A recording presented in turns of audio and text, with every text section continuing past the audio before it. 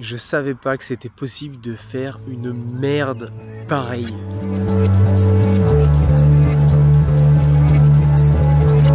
Et salut les potos, c'est Julien.com, j'espère que vous allez bien. Alors aujourd'hui on se retrouve pour une petite vidéo différente que j'ai pas l'habitude de tourner parce que moi je parle de voitures de sport, de voitures plaisir, mais là en ce moment j'ai une pépite les amis, je roule avec ça depuis quelques temps, la voiture qui est derrière moi. C'est une Volkswagen ID3 et je savais pas que c'était possible de faire maintenant en 2024 une voiture aussi claquée au sol. Cette bagnole, il n'y a rien qui va. Donc là, si vraiment vous voulez une vidéo où ça rassemble tout ce qu'il faut pas faire dans une voiture, regardez bien ce qui va suivre parce que c'est une catastrophe. Alors cette caisse en ce moment c'est mon daily et franchement c'est vraiment nul. J'ai l'impression que tout est foiré sur cette bagnole, que les mecs ils se sont dit tiens on va essayer de faire tout ce qui est nul et tout ce qui est le plus claqué possible pour faire chier les gens. C'est pour ça d'ailleurs que c'était un naufrage et que cette voiture c'est une catastrophe en termes de vente. Je crois même qu'elle est même plus disponible. Déjà on commence par le look qui commence déjà à être dépassé. En fait c'est une voiture qui a pas de gueule. Elle va tranquillement mourir dans son coin d'un point de vue gueule. C'est chelou, il n'y a pas de nez, il n'y a pas de cul. C'est vraiment une voiture utilitaire. Donc l'extérieur rien à dire de particulier. Quand on entre dedans déjà c'est keyless donc ça c'est quand même plutôt pas mal. On rentre dedans, on voit un intérieur, c'est pareil, intérieur des voitures électriques de maintenant, hein, c'est-à-dire qu'un tableau de bord, un grand écran qui est pas si grand que ça, et puis voilà, le reste il n'y a que dalle quoi. Les sièges ils sont particulièrement moches, ils tiennent pas du tout, ça c'est vraiment insupportable. Et qu'il y a un énorme creux là, donc ça te défonce les lombaires, tu peux pas le régler. Après il y a différents niveaux de gamme, mais bon, sur ce niveau là tu peux pas le régler. L'assise, elle est super salissante, cette espèce de blanc.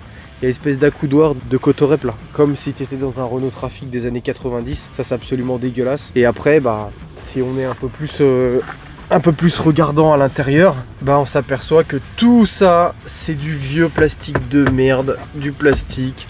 Mais c'est du plastique dur en plus. Donc il n'y a rien qui fait qualitatif. Piano black, ça c'est toujours pareil, ils en foutent partout, mais c'est une catastrophe parce que ça se raye direct. Et voilà, c'est vraiment du...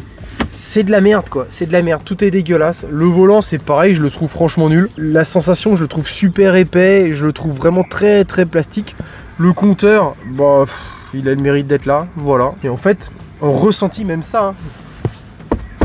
Ça c'est tout en plastique. Elle fait un bruit aussi, elle fait le bruit d'une pub, TSFR ou un truc comme ça.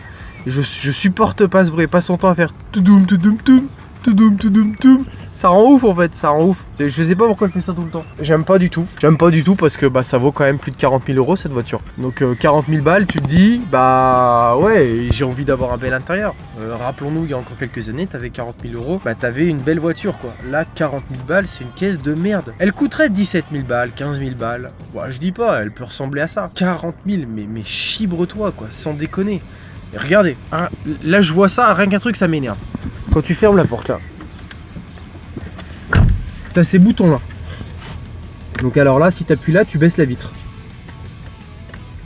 Déjà ça marche même pas. Alors déjà ça commence.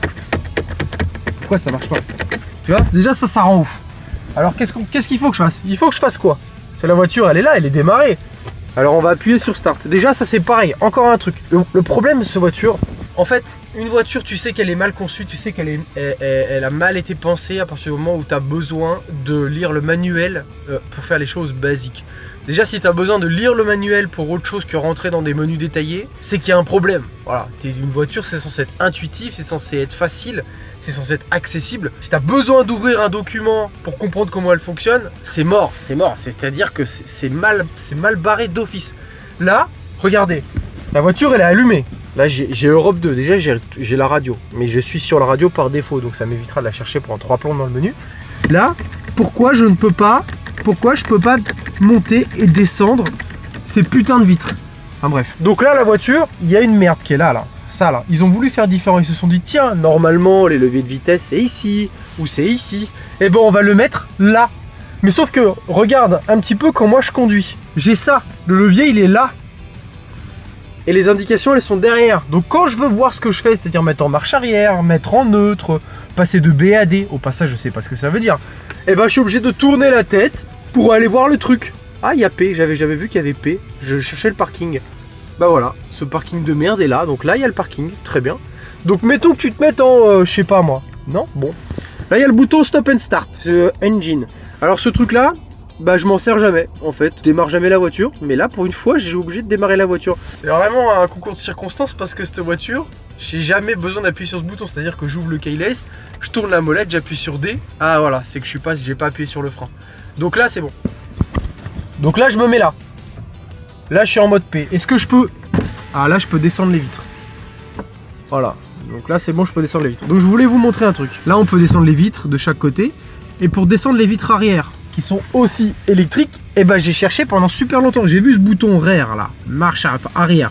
J'ai essayé de trouver une molette, un truc comme ça, mais non, en fait, le logo en lui-même, il faut appuyer dessus, c'est sensitif, et ensuite, tu peux baisser la vitre.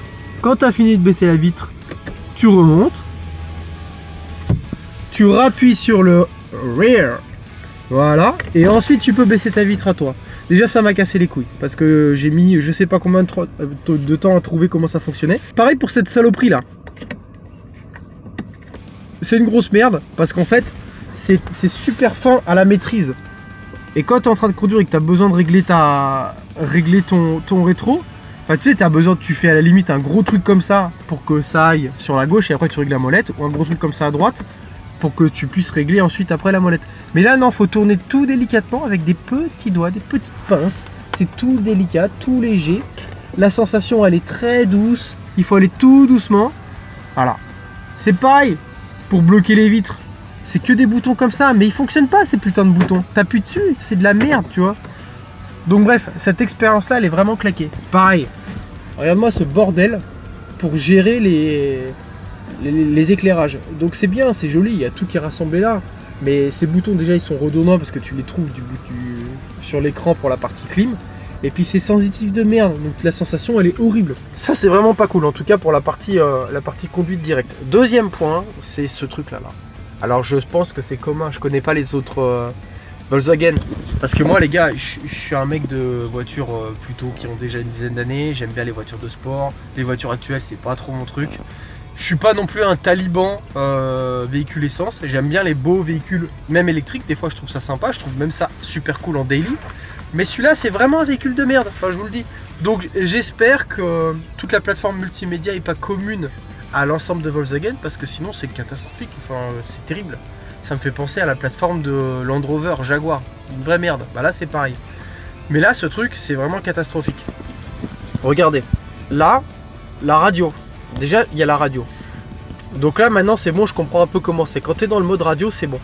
Mais il y a des fois, tu es dans un mode, je sais pas, par exemple, le mode menu. Tu vois, donc moi, j'ai tendance à taper par là. Mais bon, c'est pas le bon truc. Donc, mettons à menu. En fait, voilà. Le problème, c'est que tu passes ton temps à appuyer sur des boutons et tu trouves jamais ton information. Tu trouves jamais ce que tu veux. Tu vois, si tu veux sortir de ça et que tu vas avoir accès au menu principal, il y a bien un menu principal, il y a bien un truc, tu vois. Il y a bien un truc qui dit je suis au menu, quoi. Ah, ça a l'air d'être ça, le drapeau. Donc là, tu es dans le menu. Bah ça, si tu le sais pas, mon ami, ils auraient pu marquer menu, quoi. Tu vois ce que je veux dire? Tu es obligé d'aller sur le drapeau français. Quel est le rapport? Ah bah, il y a plusieurs sous-menus, j'avais jamais vu. Quand tu es sur les modes climatisation, bon bah ça c'est bon, tu t'en sors. Encore une fois, c'est pareil. Quand tu es à la radio, donc on retourne parce que là maintenant je sais faire. Tu es là. Tu veux aller changer des informations de la clim autre que la température qui est ici par exemple. Déjà les boutons, c'est de la merde. Il n'y a aucune sensation. Le retour, il n'y a pas de retour à pic ou des choses comme ça. Et le bip, il arrive après que tu as appuyé, donc c'est insupportable. Tu veux aller là, donc ça veut dire que tu vas là. Tu vas dans... Voilà, déjà tu es obligé de tourner la page. C'est même pas en première page, tu te rends compte. Tu vas dans climatisation.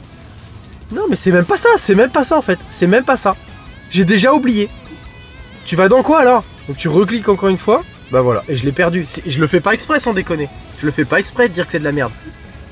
C'est où la clim? Mais non, c'est pas ça. C'est pas ça. C'est pas... J'ai perdu la clim les gars, j'ai perdu la clim. Comment tu régules tout ça? Regarde-moi cette merde. Clim, média, navigation? Non? Voilà. Climatisation, j'ai appuyé dessus, donc il faut appuyer ici. Donc dans le menu où c'est marqué clim, donc il faut appuyer sur siège chauffant pour accéder au menu de climatisation. C'est beau, hein? C'est beau. Bref, Et ça, c'est qu'un putain de détail. Je suis épuisé par cette bagnole, tellement c'est compliqué. Donc là, tu retournes là-dedans, et là, il y a un autre truc qu'il faut que je vous parle, quand même. C'est la partie aide à la conduite. Alors moi, je veux pas appuyer là-dessus, parce que ça va pas m'emmener sur le bon truc, j'en suis sûr. Je vais appuyer sur... mode, c'était quoi déjà? Sur assist. Donc là, on a aussi le nœud du problème, les amis. C'est les putains d'aides à la conduite. Ah, j'en ai connu des aides à la conduite. Hein. J'en ai connu des aides à la conduite qui servent à rien. Mais alors celle-là, niveau intrusif, putain, mais c'est du délire. C'est du délire. La voiture, sans déconner, elle veut faire à ta place. Donc, il y a le régulateur qui te permet la vitesse adaptative. Ça te permet de, quand c'est à 80 et que ça descend 60, elle redescend en vitesse toute seule. Ok, déjà c'est super violent, c'est-à-dire que ça lâche d'un coup et ça freine. J'aime pas ça du tout. Et même quand je l'ai désactivé, c'est-à-dire que là il y a un bouton, là il y a marqué 60, alerte de vitesse off, détection de signalisation routière, donc ça se trouve c'est même pas là. Hein. En fait je dis ça, je l'ai désactivé mais j'en sais rien, tu vois. Il y a tellement de trucs dans cette merde que je pense que je l'ai désactivé et ça marche quand même. Un autre point qui me rend ouf, mais regardez déjà la gueule du volant. Ces putains d'aides, ces boutons là, on n'y comprend que dalle. Il y a un truc qui s'appelle régulateur de distance. Déjà quand tu veux aller de l'autre côté de la flèche, regardez, mode, tu vas aller de l'autre côté, t'appuies là. Il y a le petit logo juste à côté, t'as envie de passer à côté. Donc tu te dis je vais mettre la flèche pour aller choisir l'autre mode. Mais non, ça marche pas comme ça les amis. C'est pas la flèche qu'il faut appuyer. C'est au milieu, mode. Mais non, c'est même pas ça. Non mais c'est un truc de malade, c'est un truc de malade. J'ai trouvé le limiteur, ah, peut-être là-haut. Commande principale désactivée. Mode, veuillez activer le contacteur principal. Allez, chibre-toi, sans déconner. Je peux même pas le montrer tellement je sais pas comment ça marche. Donc t'appuies sur tout plein de boutons, ces boutons de merde qui ne servent à rien, il se passe rien. Ça rend ouf en fait, ça rend ouf. Et l'autre côté, ça change la vue, voilà. Il y a plein de modes, mais si tu penses qu'il y a plein de trucs, mais il y a juste deux modes. Donc ça, bon, à la limite, on s'en branle. Mais ça c'est de la merde. C'est-à-dire que moi, dans une voiture, tout ce que je veux, c'est le régulateur de vitesse. Limiteur, j'en ai rien à foutre de la merde. Qui utilise un limiteur, quoi? À part Jean-Jacques du 69, il n'y a personne qui utilise un limiteur. Qu'on utilise, c'est le régulateur. On se met à 80, on se met à 80. Cette merde, 80 pour se mettre à 80, mais c'est un putain d'enfer, c'est un putain d'enfer. Et en fait, à chaque fois, je le trouve par hasard. Et ça me régule toujours en fonction de la distance. Qu'est-ce que c'est que cette histoire de distance? Mais moi, 80, pourquoi tu me parles de distance à chaque fois? Donc j'appuie sur des boutons, et la voiture, à chaque fois, je pense que c'est bon. Donc j'achète l'accélérateur, et elle redescend en vitesse. Alors j'appuie sur des boutons, elle remonte, et dès qu'il se passe un truc, je sais pas quoi, n'importe quoi, elle voit un papillon qui flotte, elle redescend en vitesse. Et des fois, inversement, elle part accélérer tout seul, parce que elle a vu un truc, peut-être un panneau quelque part. Et en fait, tu peux pas lui faire confiance. Et c'est pareil, les actions sont super brutales. Donc ça, en fait, à la base, les aides à la conduite, c'est censé t'aider, c'est censé te faciliter la vie. Là, ça te complique la tâche, et ça te rajoute un souci, parce que t'es obligé d'y penser, t'es obligé de te dire, putain, mais est-ce qu'elle va pas me faire un truc de dingue? C'est pareil, des fois, tu veux tourner, putain, mais tu tournes le volant comme ça, et la voiture, bah, elle te rebalance de l'autre côté, elle te bloque le volant. Donc c'est bien l'infranchissement de ligne, mais s'il te plaît, fais pas ça aussi violemment, relax, tu vois ce que je veux dire. Pareil, enfin sans déconner, t'es dans les bouchons, tu sais que ça freine, tu sais que ça accélère. Là, il y a une espèce de bande tout le long qui se met à clignoter en rouge, sa mère. Un truc de malade, ça commence à te pré-freiner et franchement le frein, le problème, donc ça c'est bien cette petite bande rouge, à la limite t'es pas attentif, ça clignote en rouge, ça t'alerte énorme qu'il faut que tu freines, tant mieux. Mais c'est que derrière, j'ai déjà eu à freiner d'urgence avec cette voiture, donc freiner, c'est-à-dire qu'il faut freiner quoi. La voiture elle freine pas, sans déconner. T'as l'impression que t'as 2 tonnes 5, bon je pense qu'elle pèse au moins 2 tonnes, mais t'as l'impression que t'es en train de freiner un TGV, c'est vraiment flippant. Et en fait elle a vite tendance à bloquer les roues, donc en fait c'est plein de trucs comme ça qui font que cette voiture elle est mal conçue, elle est mal née. Ils ont voulu faire un peu innovant, un peu différent, c'est-à-dire voilà, pour une fois pas avoir 20 000 boutons partout. Ils ont rassemblé le minimum de boutons partout. Le problème c'est que tu es obligé de cliquer 15 fois sur le même bouton pour accéder à quelque chose quand tu as la chance de le trouver. Et le manuel, oui t'as qu'à lire le manuel, génial, sauf que tu te sers pas d'une commande pendant 3 semaines. T'es obligé de faire quoi? T'es obligé de relire le manuel? Que non, franchement c'est vraiment pas cool comme bagnole, c'est vraiment chiant à utiliser, tout est contre-indicatif, contre-intuitif, l'ergonomie c'est de la merde. Enfin, je suis désolé de vous le dire les gars, vous avez acheté, pour ceux qui ont acheté une ID3, vous avez acheté une caisse de merde. Pour ceux qui pensent acheter une voiture comme ça, n'achetez surtout pas ça. Mais je vous dis, achetez pas cette bagnole. D'une, c'est invendable parce que tout le monde sait que c'est de la merde. À la différence, vous avez une voiture qui est moins chère. Alors oui, c'est une française, c'est la 208 élect que je connais bien, qui est une voiture extrêmement bien, simple, facile, tient bien le pavé, qui accélère fort. Les commandes sont super simples à utiliser. On est loin de cette bouse, sans déconner. Enfin, c'est vraiment impressionnant de se dire que Peugeot, avec une 208, fait mieux que cette bagnole. Et là, on n'est pas encore allé rouler, les amis. Donc on va les rouler, je vais vous montrer ça un petit peu en mode dynamique. Vous allez bien voir ce que ça dit. Mais moi, franchement, pour que moi, chaîne de véhicules un peu sportifs, je vienne à parler d'une bouse pareille, c'est qu'il y a vraiment des choses à dire. Allez, on part rouler. C'est parti, donc là c'est facile parce qu'on a déjà appuyé sur le contact avant. Donc là, normalement c'est pas trop compliqué. Tu vois, là je suis là. Moi je vois pas ce qu'il y a là, mais je sais pas par défaut où il est le truc. Donc je regarde, j'appuie sur le frein, je mets sur B. Déjà j'ai pas trouvé la différence entre B et D. Donc ça, on va se mettre directement en mode sport parce qu'en mode éco et confort c'est de la merde. Il y a un truc les gars, c'est l'autonomie. Là il y a 25% d'autonomie. C'est normal, cette voiture n'a jamais le plein de batterie. Parce que il y a un temps pour recharger cette voiture qui est infini. Je compare encore une fois avec ce que je connais, c'est-à-dire la 208, qui a la même autonomie, 350-360 km, mais qui recharge, les amis, 4 fois plus vite, sur le même chargeur. Hein. Cette bagnole, tu la recharges 2 heures, elle prend 20 km d'autonomie, sans déconner, tu as gagné 4%. C'est une catastrophe.